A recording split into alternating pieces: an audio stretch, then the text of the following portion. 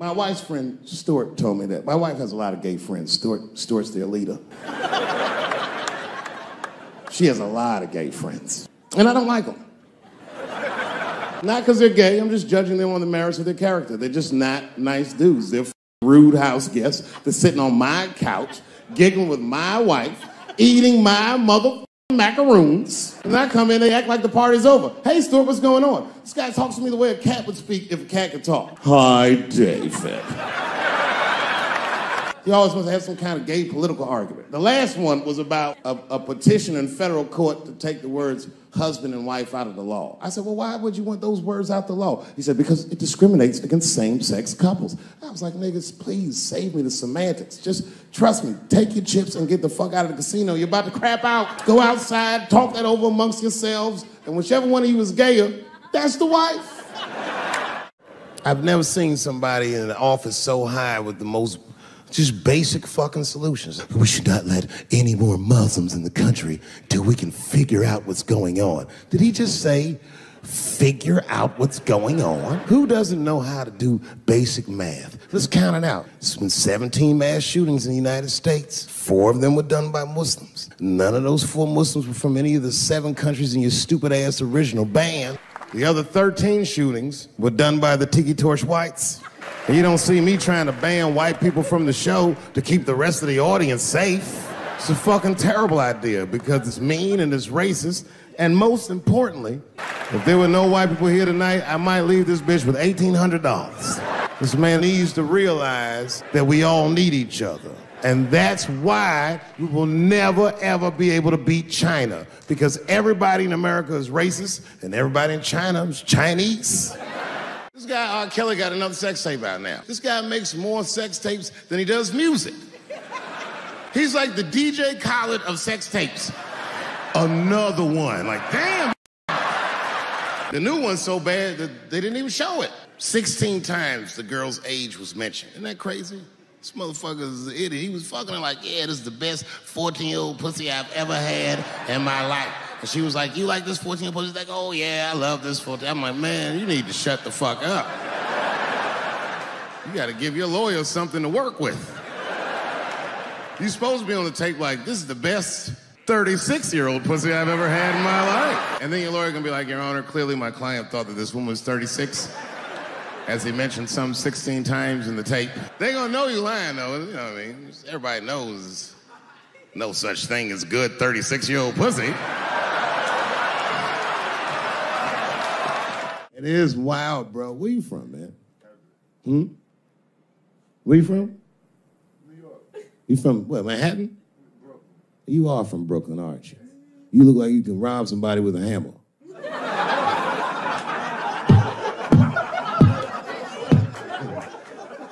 Brooklyn niggas rob you with shit they find around the house. I just got stabbed with a toothbrush.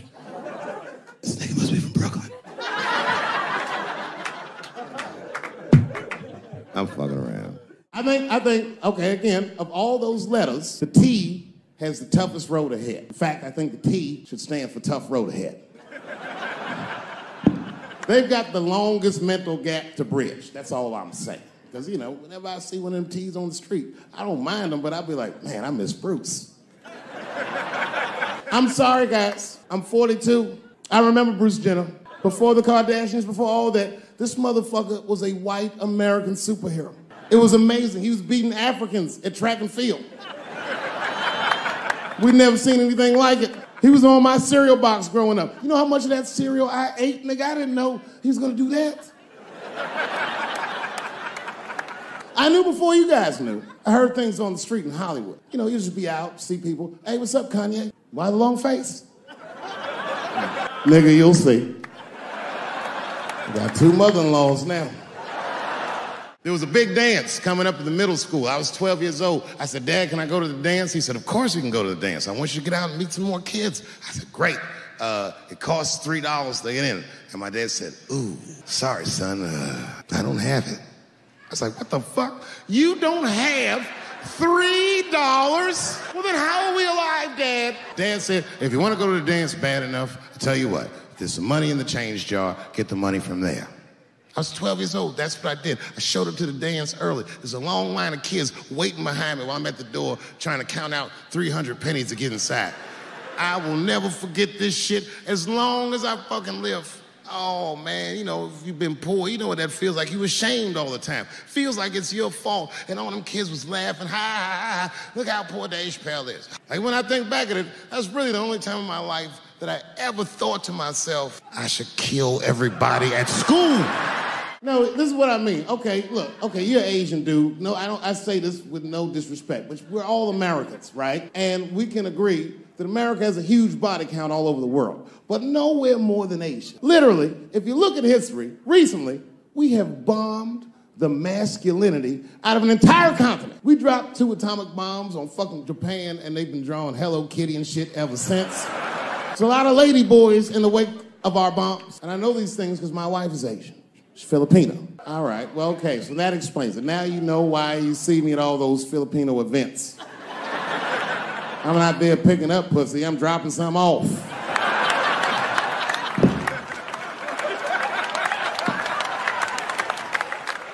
I take my wife to all that shit. I took my wife to see Pacquiao fight Mayweather. We sat ringside, okay? That was a quiet car ride home. That's what that was. That's my problem. I can't handle pressure. Sometimes pressure make me talk different.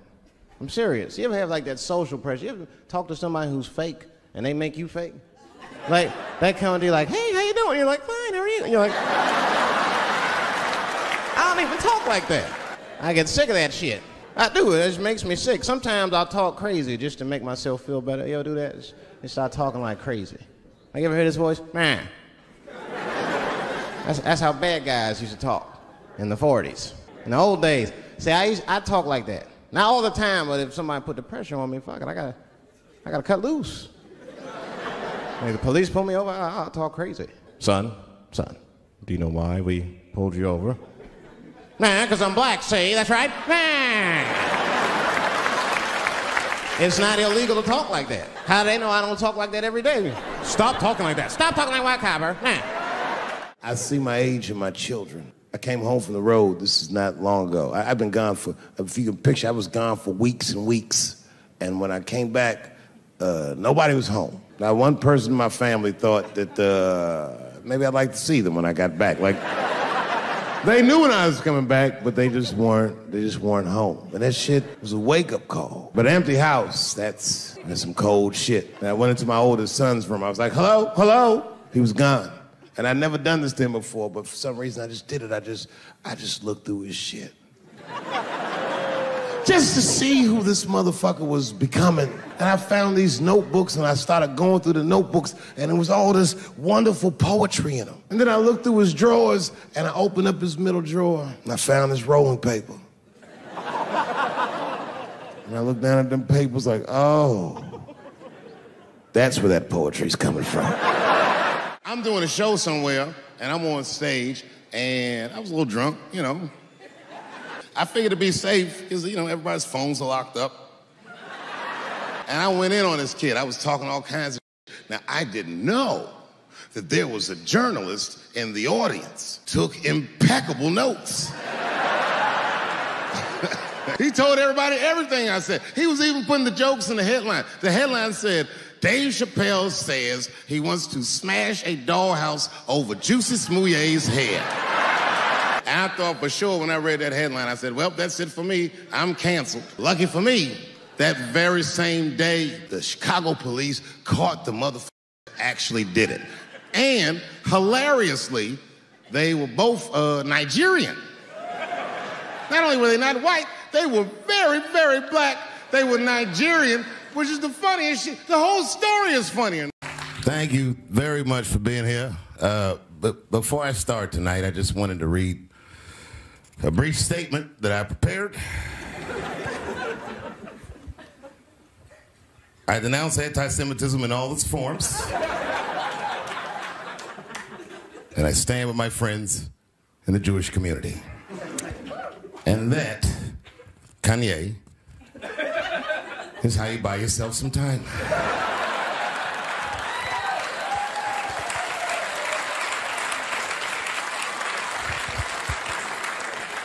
I I gotta tell you guys, I've probably been doing this 35 years now.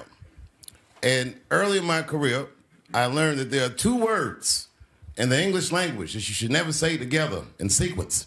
And those words are the and juice. I've never heard someone do good after they said that.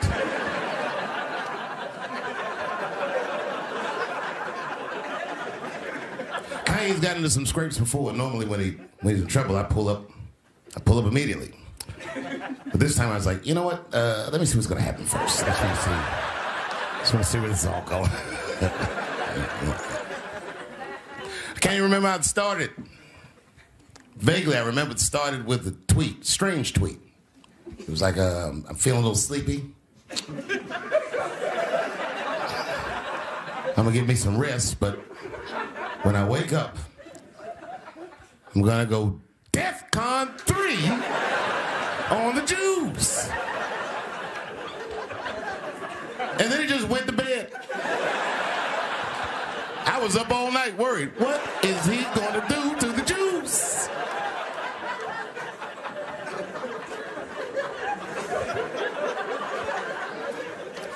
I grew up around Jewish people. I have a lot of Jewish friends, so I'm not freaked out by your culture. I know a little bit about it just from hanging around. I'd be like, yo, let's go out at school tomorrow. They'd be like, we can't go out. It's Shana tomorrow. I'd be like, where? What is Shana? I had so many questions. Why do some of your people dress like Run DMC?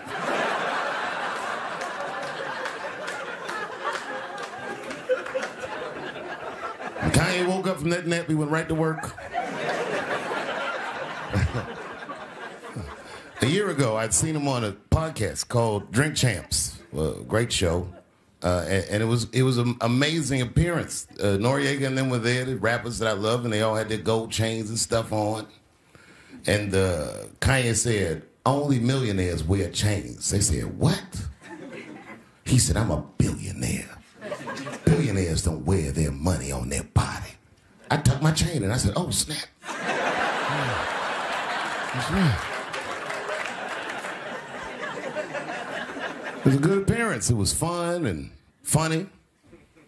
But when he woke up, he went on Drink Champs again. This time, he was on one. He was mad about something. He said, I can say anti-Semitic things, and Adidas can't trap me. Now what? Adidas dropped that nigga immediately.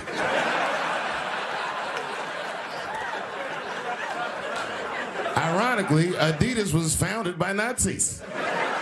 And they were offended. I guess the student surpassed the teacher.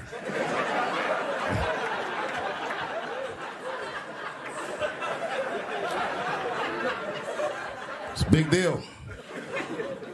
He had broken the show business rules. There's just a rule. You know, the rules of perception. If they're black, then it's a gang. If they're Italian, it's a mob. But if they're Jewish, it's a coincidence, and you should never speak about it.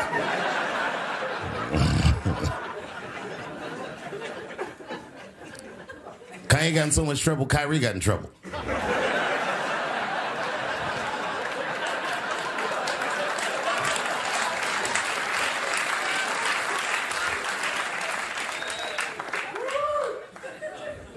Kyrie Irving posted a link to a movie that he had seen on Amazon. No caption on the post or nothing like that. But apparently this movie had some, I don't know, anti-Semitic tropes or something. And it was some weird title like From Hebrew to Negro or something. And the NBA told me he should apologize, and he was slow to apologize. And then the list of demands to get back in their good graces got longer and longer, and this is where, you know, I draw the line. I know the Jewish people have been through terrible things all over the world, but you can't blame that on black Americans. You just can't. You know what I mean? Thanks for the one person that said that. A fair punishment would be he should just post a link to Schindler's List and y'all write your own captions.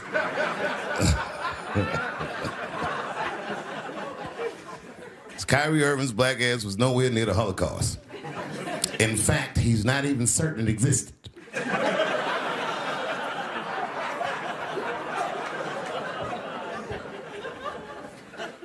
I saw one news pundit screaming about Kanye. She said, mental health is no excuse for that type of language. Yes, it is, bitch. You can kill somebody if you're mentally ill. Listen, okay, I don't think Kanye is crazy at all. I think he's possibly not well.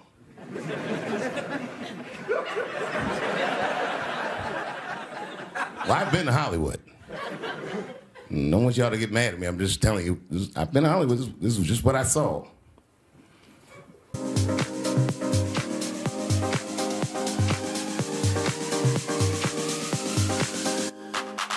Whatever you do, don't fall for me. Don't put your trust in me. Don't even lie for me. I want you, honey. I don't get it. It's a lot of juice. Like a lot. But that didn't mean anything. You know what I mean? There's a lot of black people in Ferguson, Missouri. Doesn't mean we run the place.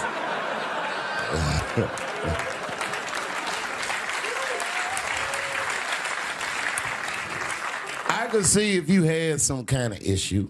You know what I mean? You might go out to Hollywood and you might start connecting some kind of lines, and you could maybe adopt the delusion that the Jews run show business. It's not a crazy thing to think, but it's a crazy thing to say out loud in a climate like this.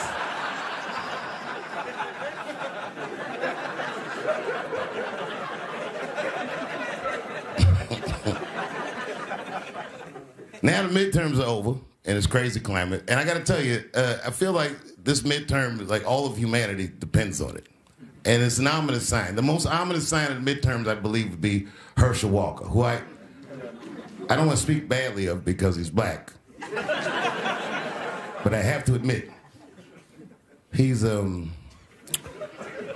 observably stupid.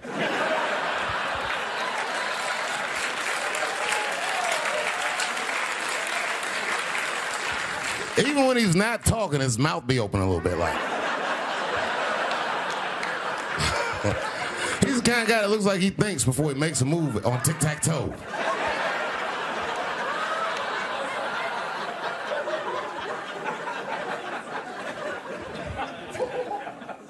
And I'm watching the news now, they're declaring the end of the Trump era. Now, okay, I can see how in New York you might believe this is the end of his era. I'm just being honest with you. I live in Ohio amongst the poor whites. A lot of you don't understand why Trump was so popular, but I get it, because I hear it every day. He's very loved. And the reason he's loved is because people in Ohio have never seen somebody like him. He's what I call an honest liar. Well, I'm not joking right now. He's an honest liar. That first debate, I'd never seen anything like it. I've never seen a white male billionaire screaming at the top of his lungs, "This whole system is rigged," he said. And across the stage was a white woman, Hillary Clinton and Barack Obama, sitting over there looking at him like, "No, it's not." I said, "Now, wait a minute, bro. It's what he said." And the moderator said, "Well, Mr. Trump, if in fact the system is rigged, as you suggest, what would be your evidence?" You remember what he said, bro? He said, "I know the system is rigged because I use it." I said, "God damn." And then he pulled out an Illuminati membership card and chopped a line of cocaine up and did it right at the podium.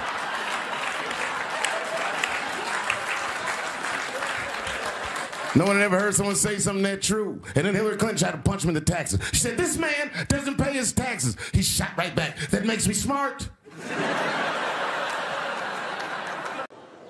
I came here tonight because this body of work that I've done on Netflix, I'm going to complete. All the questions you might have had about all these jokes I've said in the last few years, I hope to answer tonight. And I'd like to start by addressing the LBGTQ community directly.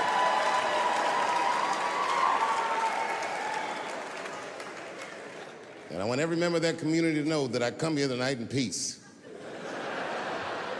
And I hope to negotiate the release of the baby.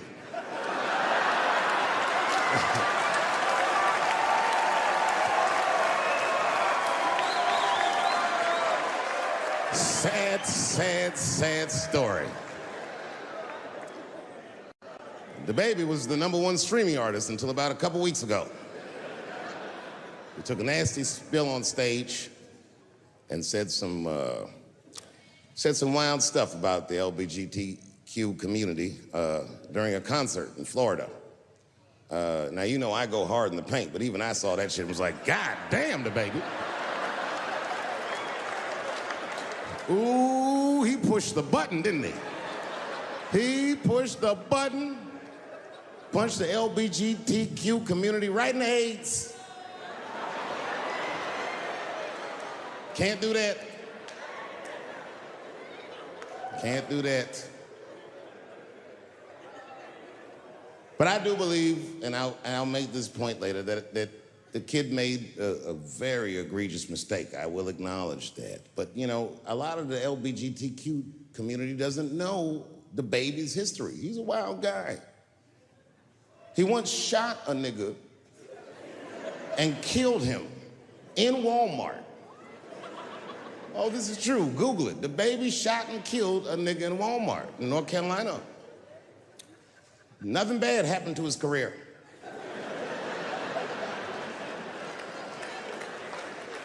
Do you see where I'm going with this? In our country, you can shoot and kill a nigga, but you better not hurt a gay person's feelings.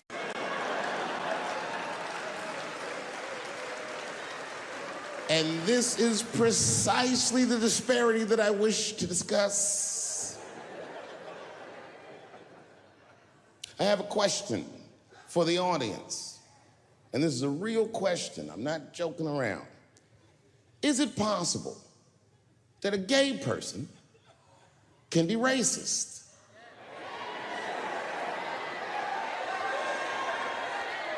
Do you really think so? Of course it's possible. Look at Mike Pence.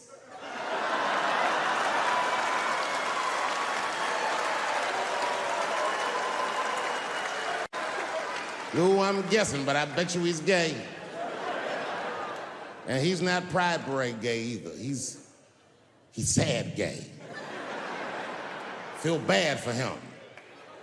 He looks like one of them gays that prays about it. Jesus, please take these dirty feelings out of my heart. Please, Jesus, make these buttholes ugly to me. I don't want to keep on tasting these dicks.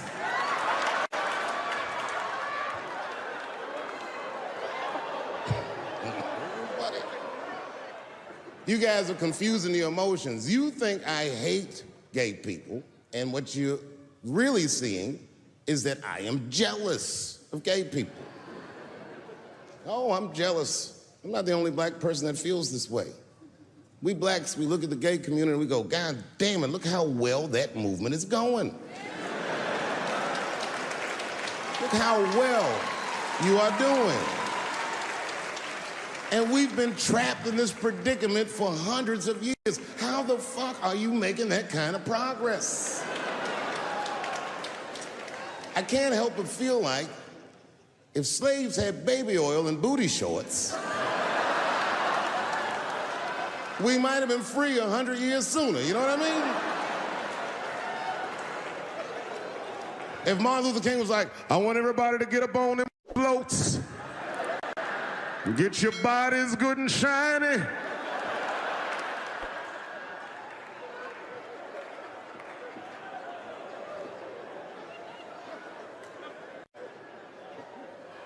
I don't hate gay people at all. I respect the shit out of you. Well, not all of you. I'm not that fond of these newer gays. Too sensitive. Too brittle. Those aren't the gays I grew up with. I miss them old school gays, nigga. Them Stonewall niggas, them the ones that I respect. They didn't take shit from anybody. They fought for their freedom. I respect that shit. I'm not even gay. And I want to be like a Stonewall nigga. Them old school gangster gays, them glory hole niggas, them the ones I like.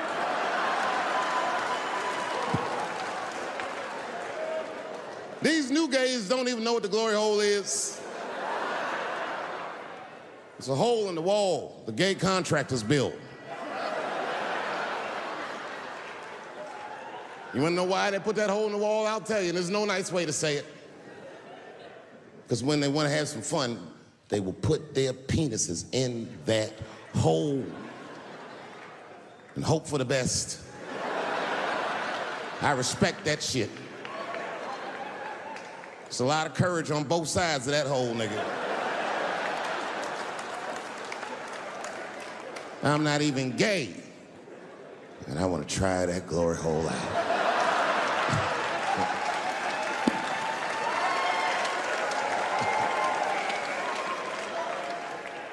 What if Martin Luther King had to integrate the glory hole? I don't care if it's black lips back there, white lips back there. A mouth is a mouth. A warm, wet mouth. I'm going all the way. I got in a fight, almost got in a fight. It's complicated. I was in a bar in Austin with my wife, and it was during COVID, and a woman came to our table, and she was maskless. And this bitch came over, no mask, all H words. Hi, how are you? Droplets was coming out of this bitch's face. We all covered our drinks. Oh, bitch, what are you doing?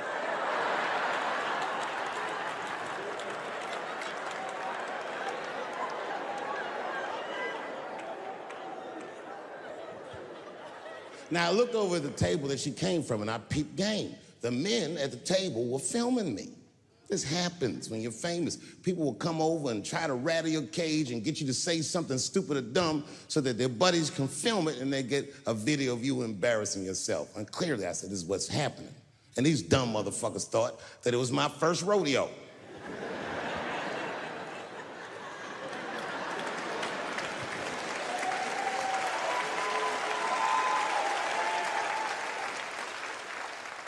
Sadly, it worked.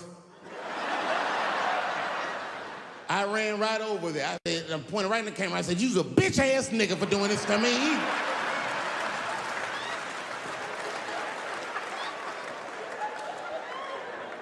And the dude was shocked that I said it. He said, oh. And when he did like this, I seen all his fingernails was painted, and I realized, like, uh-oh.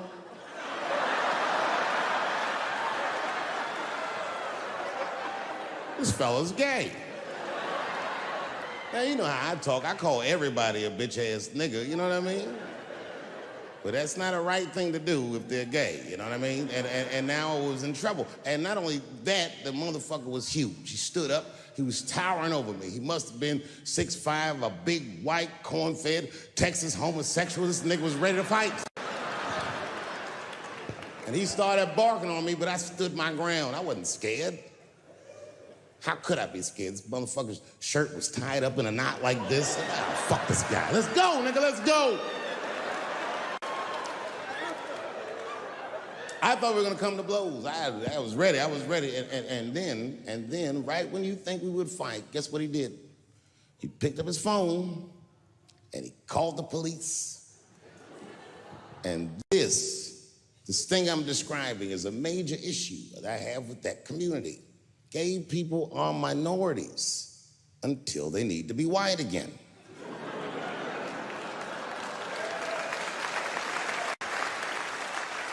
I'm being very brutally honest so we can solve this problem. I'm telling you right now, a black gay person would have never done that to me.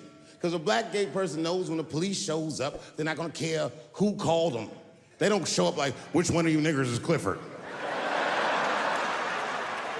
We're all Clifford. Oh, yeah. All right. Oh, really? Boy. That'll make it good to come home, boy, I swear. I know, man. It's been a while. DC's different. I've been gone, man. It took me years to be able to do this show, boy. DC has changed. It's different now.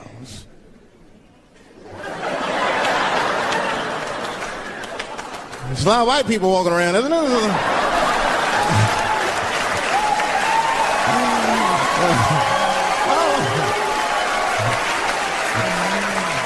I mean, I left D.C. in the 80s. It was not like this in the 80s. When crack was going on. Remember when crack was going on? White people be looking at D.C. from Virginia with binoculars and shit. Well, that looks dangerous. Not yet. New white people. You can't scare these white people. I tried. I roll up on them. Boo! The hell is wrong with you?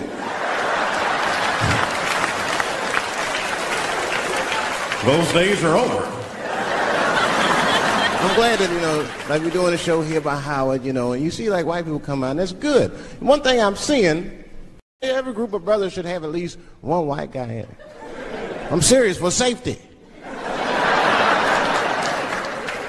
Because when the shit goes down, somebody's going to need to talk to the police.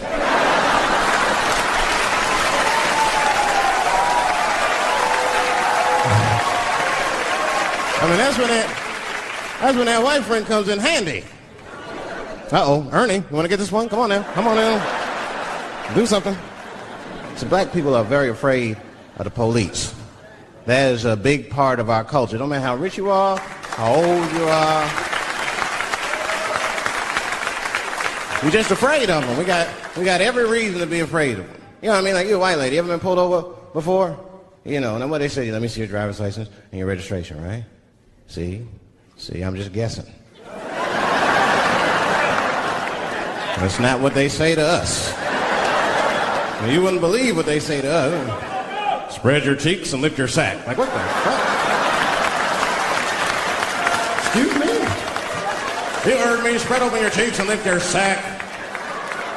I got a driver's license, too. There's easier ways to prove who I am and shit. What does that prove? I can't go to the bank like that. Cash my check. What do you mean you don't have any ID? Wait a minute.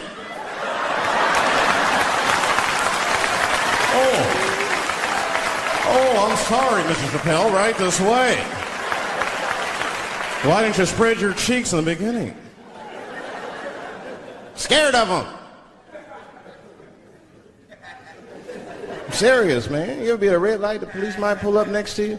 It won't be no big deal for you, but I'll fucking fall apart. Oh, man. Oh, don't look over there, nigga.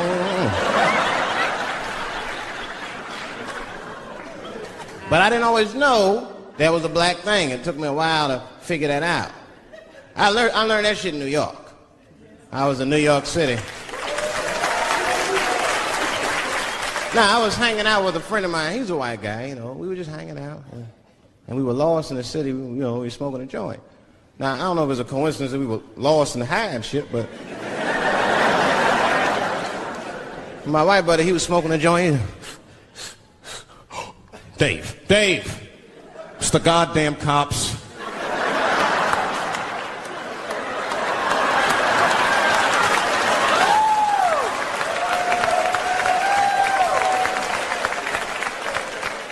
I'm gonna ask him for directions.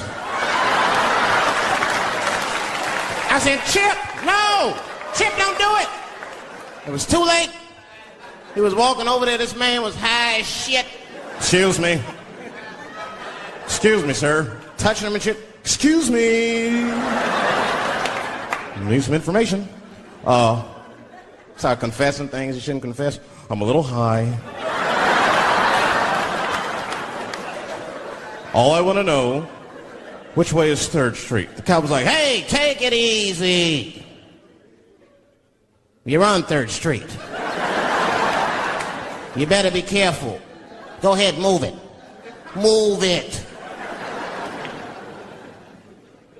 And that's all that happened. That's the end of the story.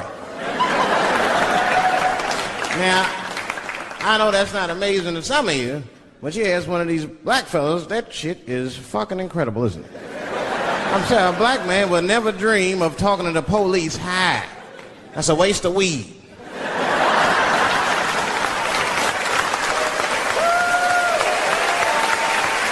Serious. I mean, I'd be scared to talk to the police when I'm sleepy. They fuck around and get the wrong idea and shit.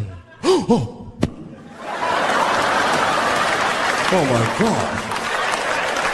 That nigger was on PCP, Johnson. I had to use necessary force. You saw him. No paperwork. Just sprinkle some crack on him. Let's get out of here.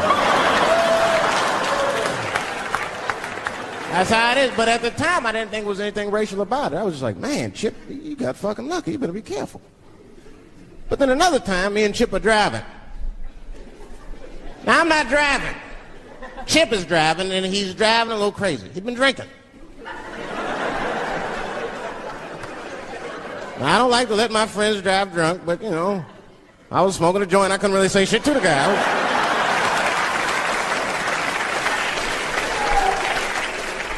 And we get at a red light. We stop at a red light, and a car pulls up next to us, and I'll never forget it. Chippy looks at me, he's all drunk, and she's like, Dave, I'm gonna race him.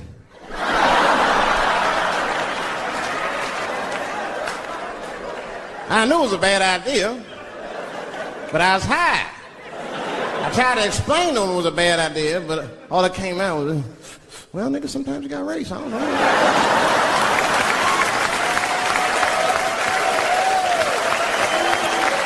Man, that light turned green and Chip took off, zigzagging and shit so no one could pass me. The other car didn't even know he was racing.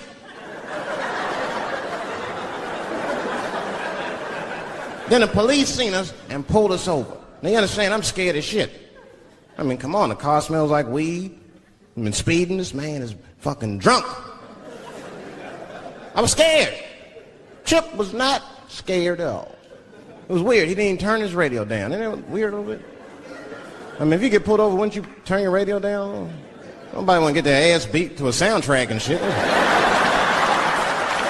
know what I'm saying? Chip had the music blasting. We're not gonna take it.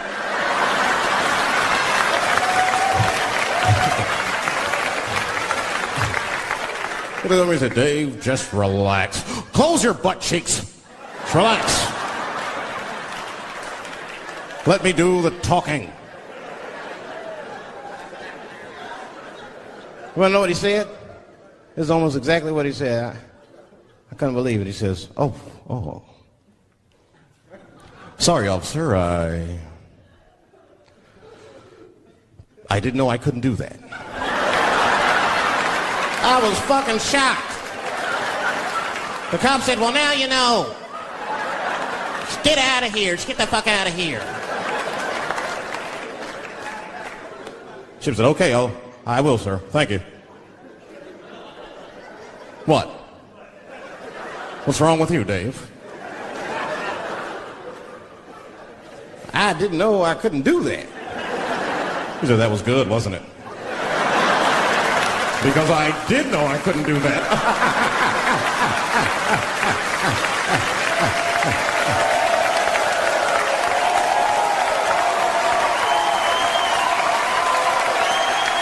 I was shocked. I wasn't shocked at the audacity of it. I was just shocked because I would have never thought to say that. I don't think any black dude would think to say that because they know we know the law. Every black dude in this room is a qualified paralegal and shit. He knows the law. I mean, if one of us even start to do something wrong, an old black man would pop out of nowhere. Nigga, don't do that. That's 5 to 10. Watch out. Well, we know the laws and the penalties. Guy Chip didn't even know he couldn't race. I'm not saying I don't like police. I'm not saying that. I'm saying I'm just scared of them. Nothing wrong with that. Sometimes we want to call them too. Somebody broke into my house once. It's a good time to call them, but I don't. The house is too nice. It ain't a real nice house, but they never believe I lived in it. Oh, he's still here. Oh my God. Open and shut case, Johnson. I saw this once before when I was a rookie. Apparently this nigger broke in and hung up pictures of his family everywhere. Well, let's sprinkle some crack on him and get out of here.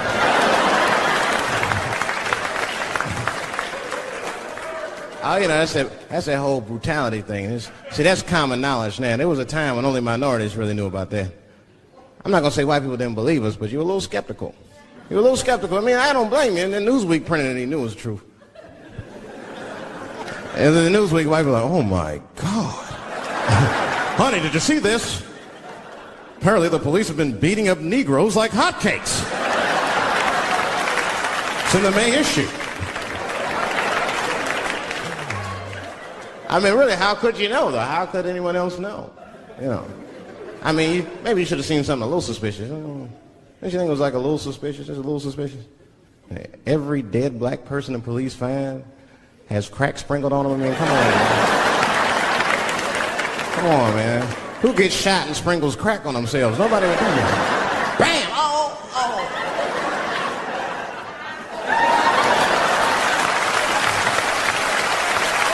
I don't want to leave no mysteries.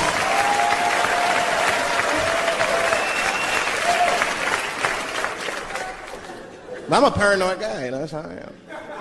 I'd be scared to call 911 for anything, even if it's like a fire or anything. Because they tape those phone calls.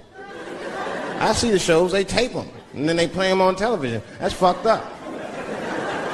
Now, I'll say anything if I'm scared. That shit is private, you know what I mean? What if I get killed? They start playing that 911 tape on the news, I'm dead, I can't explain myself to my buddies and shit. We watching the news. We have Reg Chapman on the scene. Reg, what's going on out there? Oh, it takes a guy on the scene a minute. Hi, Bob. Hi, yes. We just got hold of a copy of Dave Chappelle's Frantic. 911 emergency call. Remember, viewers, some of this language is disturbing.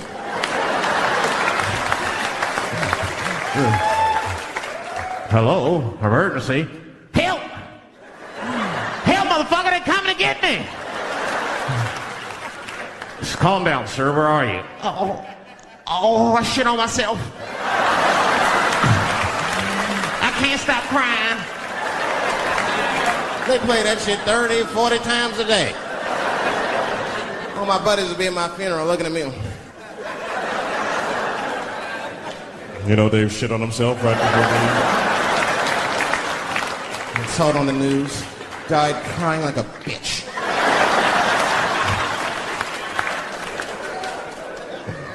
I'll be dead. I can't defend myself. That's not a nice thing to do.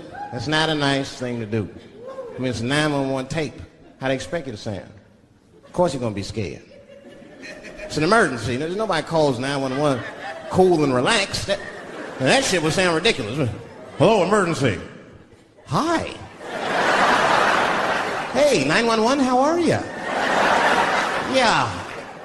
Look, there's a group of hooded white men gathering outside of my house, and it looks like they mean business. Get out here, nigger! I gotta go. You guys try and hurry.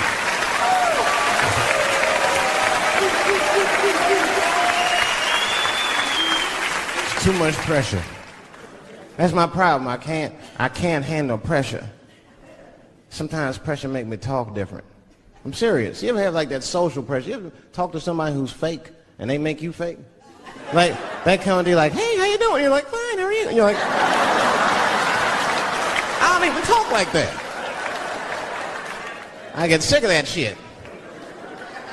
I do. It just makes me sick. Sometimes I'll talk crazy just to make myself feel better. You ever do that? Just start talking like crazy. Like, you ever hear this voice? Man. That's how bad guys used to talk in the 40s. In the old days. See, I talk like that. Not all the time, but if somebody put the pressure on me, fuck it, I gotta cut loose. Like, the police pull me over, I'll talk crazy. Son, do you know why we pulled you over? Nah, because I'm black, see? That's right. Nah. I'll do it. It's not illegal to talk like that. How do they know I don't talk like that every day? Stop talking like that. Stop talking like white copper. Nah. That's how I talk, see?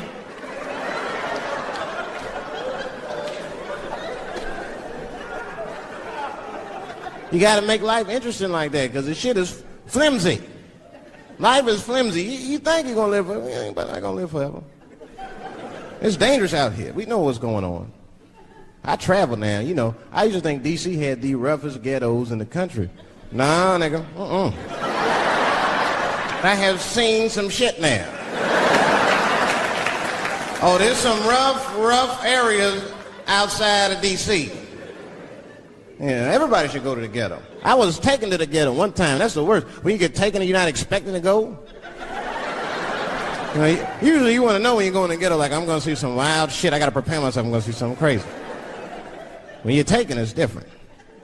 I had a limousine driver. It was after a show. It was late at night. It was like 3 in the morning. I had a limousine driver. He was a nice guy, talking to me and shit. Oh, hey, where you from, dog? D.C.? Word? That's a rough city, man. And his cell phone started ringing. Hold on 1 second. Hello? Oh, what's up, nigga? What? What the fuck? Slow down. What? What the fuck? No! No! No! Fuck that, nigga. Fuck it. I'm on my way.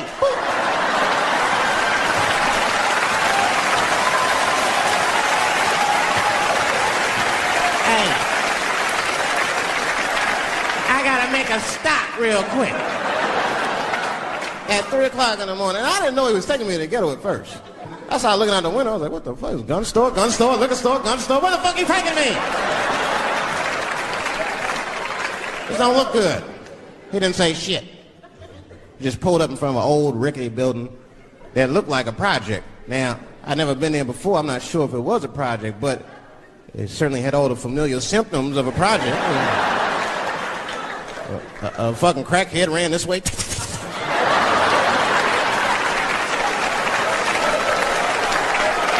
And then another one jumped out of a tree and shit. And I said, I'll be right back. And left me. Took the keys with him and just left me. At 3 o'clock in the morning, in front of a project, in a fucking limousine. This was not good. I was like, man, I gotta look around and see if I can see some landmarks and figure out where I'm at. Might have to escape on foot.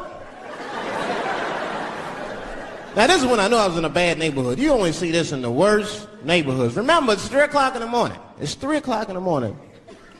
I look out the window. It was a fucking baby standing on a corner. Look at this. And the baby didn't even look scared. He was just standing there.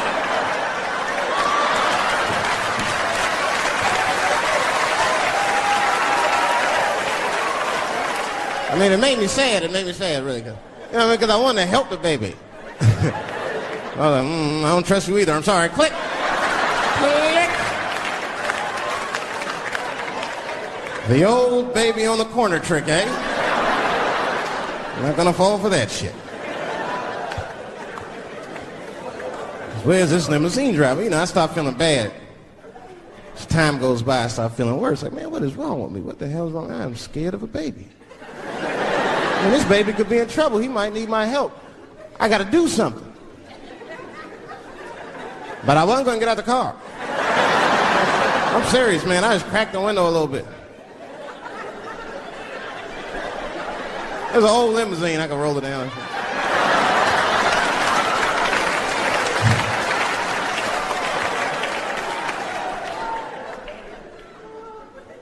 Hey, baby. Baby, go home, man. It's 3 o'clock in the morning. What the fuck are you doing up? The baby said, I'm selling weed, nigga. I said, oh.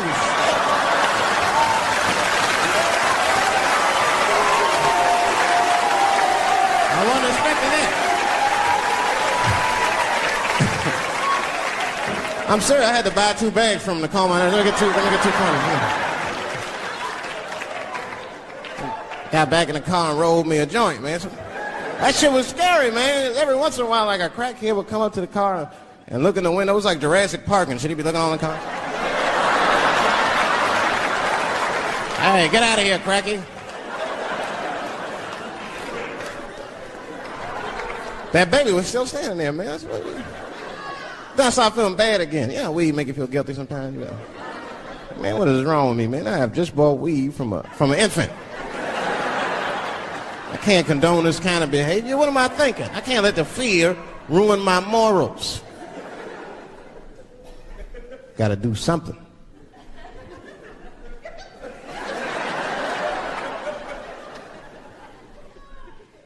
Hey, baby.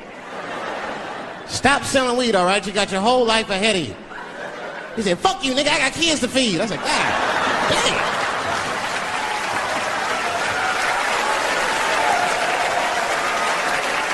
Sam. And just at that very moment, one of the crackheads was running across the street and got hit by a car. I know it was a hit and run. The police did it. That's all right, they sprinkled some crack on him and got back up.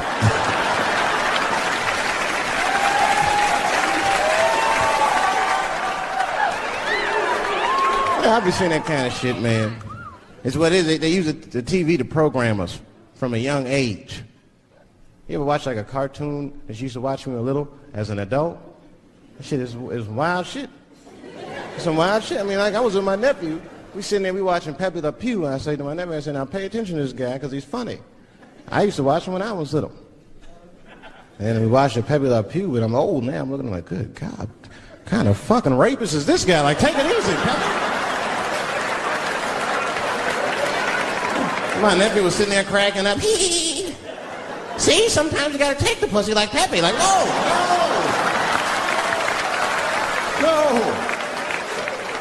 I had to turn the channel real quick. I turned on Sesame Street. I said, oh, Sesame Street. This is much better because now he'll learn how to count and spell. But now I'm watching it as an adult and I realize Sesame Street teaches kids other things. It teaches kids how to judge people and label people. That's right. They got a character on there named Oscar. They treat this guy like shit the entire show. They judge him right in his face. Oscar, you are so mean. Isn't he, kids? Yeah, Oscar. You're a grouch. It's like, bitch, I live in a fucking trash can. I'm the poorest motherfucker on Sesame Street. Nobody's helping me. Then you wonder why your kids grow up and step over homeless people. Get it together, grouch. Get a job, grouch. So don't even tell me how to get to Sesame Street. That is a terrible place. I wouldn't go there if I knew the way. Who would want to live in a neighborhood like that? Fucking 6-foot pigeons walking around. And an elephant that's a junkie. Hi, bird. Yeah, that's right, Snuffy. Hi, bird, I'm sick. I need some smack, bird.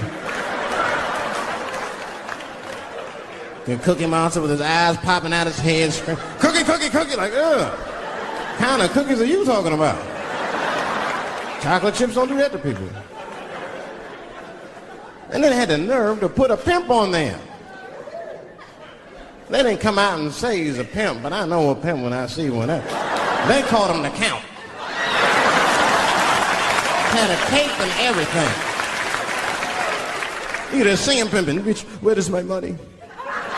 You've been late 4 times, I've been counting. How many times must I smack you before you act right? 1, 2 smacks.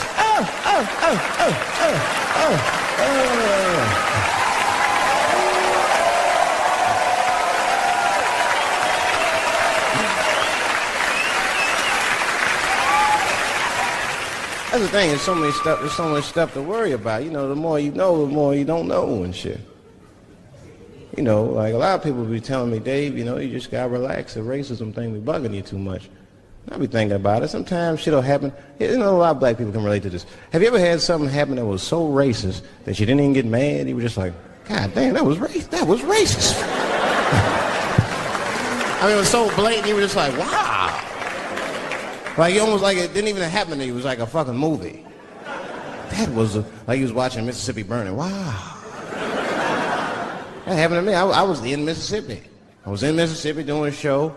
and I go to the restaurant to order some food, and I say to the guy, I say, I would like to have, and before I even finish my sentence, he says, the chicken. What the fuck?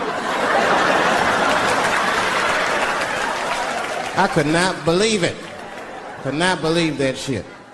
This man was absolutely right. I said, how did he know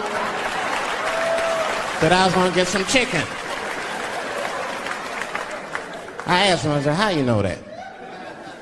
How did you know I was going to get some chicken? He looked at me like I was crazy. Come on, buddy. Come on, buddy. Now, everybody knew as soon as you walked through the goddamn door, you're going to get some chicken. There's no secret down here that blacks and chickens are quite fond of one another. Then I finally understood what he was saying, and I got upset. I wasn't even mad. I was just upset. I wasn't ready to hear that shit. All these years, I thought I liked chicken because it was delicious. Turns out I'm genetically predisposed to liking chicken. Shit is whack. I got no say in the matter. I got ruined chicken for me. I'm scared to eat it in public. I want somebody to see me and say something. You know what I mean? Like, you be eating some chicken?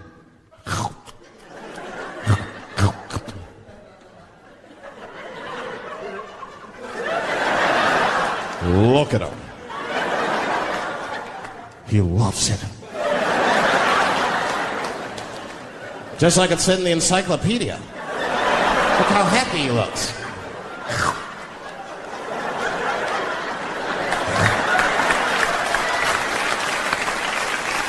Sometimes this world be too much to deal with. That show business be crazy. That's where the cultures really collide. Show business bring a lot of races together. Sometimes it works, sometimes it don't. This is one thing that happens that's funny. You know, sometimes I'll be on a business call, right? You know, like with a lawyer or something. You know, my lawyers be white, and like we'll be on a call, right? And they'll be like, "Oh, okay, Dave, we're gonna close the deal. Is that fine with you?" I'll be like, "Yeah, that's good for me." Great. You have a good weekend, Dave. I'll be like, "All right, you too, man. Peace." Oh, all right, bye-bye.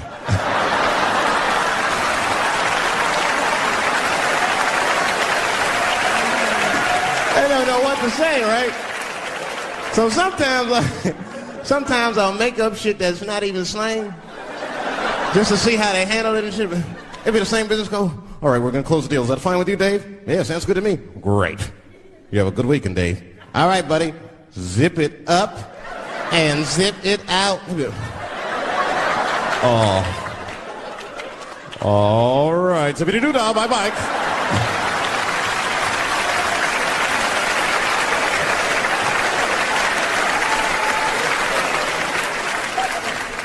Sometimes, you know, racism works out in black people's favor. Now, it doesn't happen often. It happens very rarely, but when it happens, it is fucking sweet.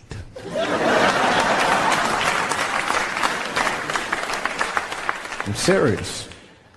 Just one time racism saved my life, man. I was on a plane. I was coming from overseas, and I don't know how this guy got a machine gun on the plane, but he stood up, man. He said, "Everybody, get on the fucking ground. Nobody look at my face." I started freaking out. Because he was Chinese. I was like, why is he talking like that?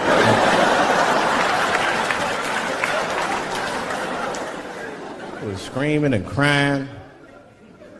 I was the only brother on the plane. Well, I thought I was the only brother. I looked over. There was one other black dude. He was from Nigeria. I looked over at him. He was looking right in my face, man. He didn't say two words to me. He just looked at me. He was like...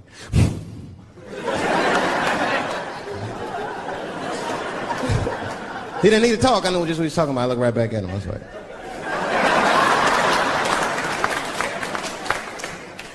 Some white dudes on the front of the plane seen us. They were like, "Oh my God.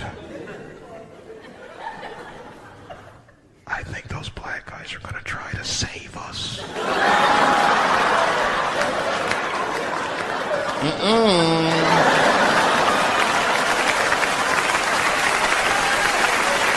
We were just communicating that we understood the situation. We were both seeing the same thing. What we understood was simple. Terrorists don't take black hostages. That's the truth. I have yet to see one of us on the news reading a hostage letter. They is treating us good. We all chilling and shit. I'd like to give a shout out to Ray Ray and Big Steve and Central Newport.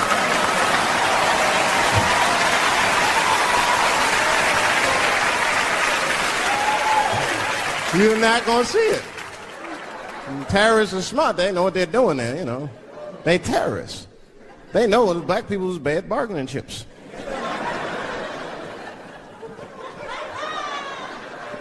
They called the White House. Hello? We have got 5 black... Hello?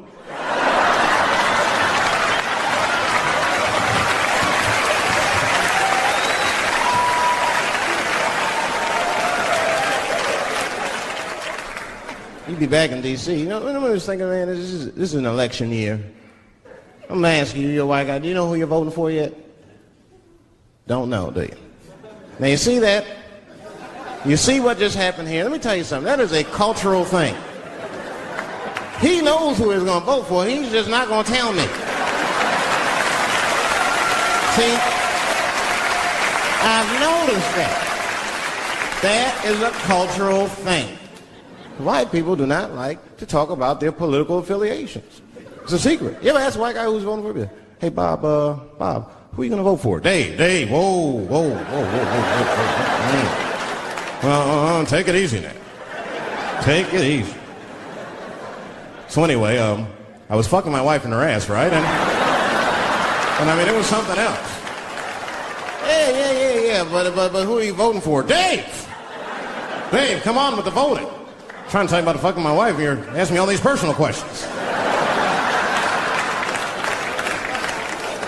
They don't like to divulge that information because it matters to them. Black people talk about that shit. Black people will openly talk about politics. Black people will openly talk about beating up politicians and shit. If I see George Bush, I'll kick his motherfucking ass for cutting my Medicaid.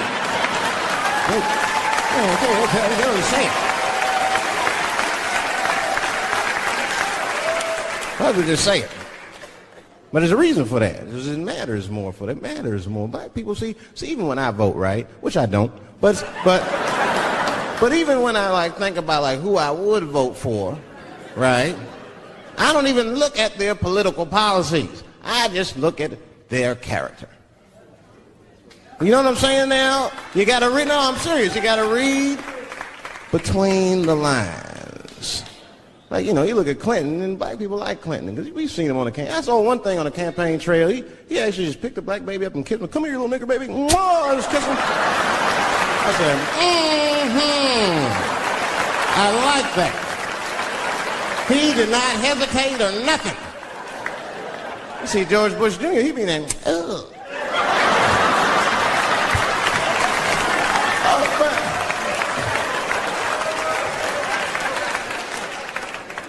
Like, say, I'd never vote for George Bush Jr., but I don't know George Bush Jr.'s politics. The only thing I know about George Bush Jr. is that guy sniffed cocaine. That's right. Now, listen, we cannot have that shit in the White House. That might be fine for a mayor, but goddamn it, not in the White House. Not in the White House. You know what I'm saying? The stakes are too high in the White House. Can't have no cokehead president. He'd be selling nuclear secrets for $20, $30 and shit. He'd be in meetings embarrassing America. Come on, sign the treaty, baby. I suck your dick. Like, what the?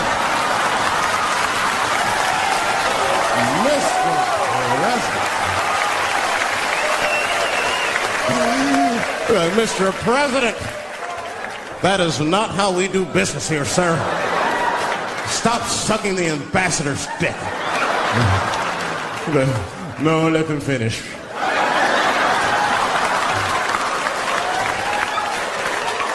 I will sign the treaty. There will be peace in Israel finally. I'd vote for Clinton again if I could. At least it's always better.